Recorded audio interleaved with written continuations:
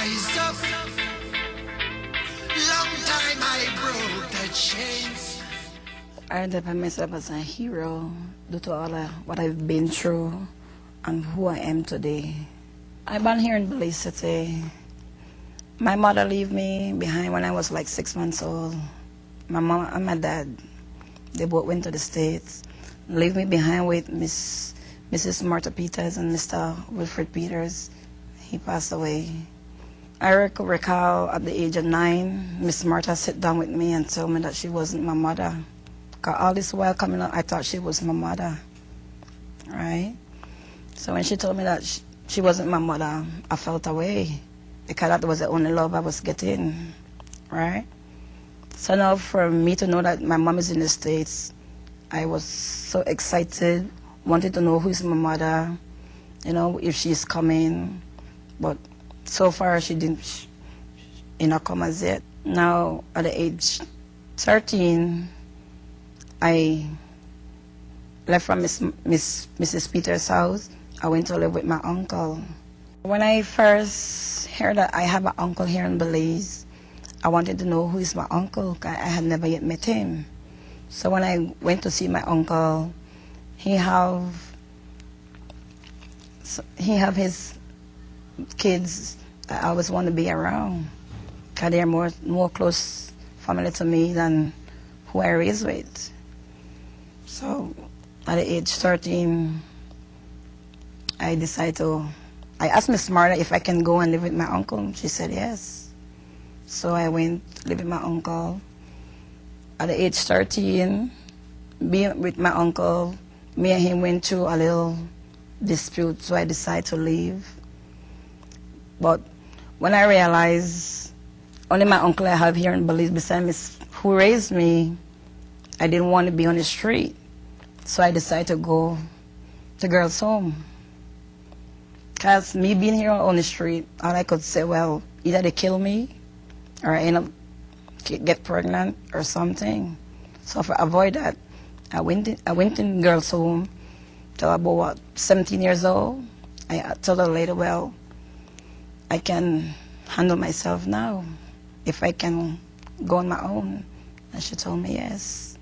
I leave girls' home at the age 17, had my first child at the age 18. Now I end up have 6 kids total, 3 girls, 3 boys.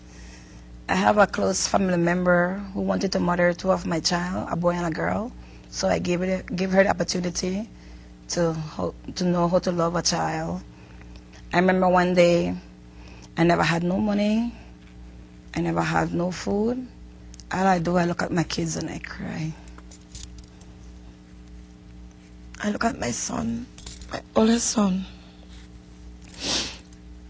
and I couldn't do nothing but cry. So I get up one day and I tell my kids, let's go and take a walk. So we hit down Boulevard into Balak Street. I said we was going to hear my friend so that we can maybe get some food from her to eat. And I met this guy. It's like God sent. I never knew the guy from nowhere. He shouted my name and I looked back. And I said, oh, you know my name? He said, I know you. I said, from where? I used to work at Princess. I said, okay. And we started to talk, we talked, like hours. So I told him, I want to go home. He said, where I live? I said, well, I'm staying at a friend's house right now. So he took out some money and gave me and my kids.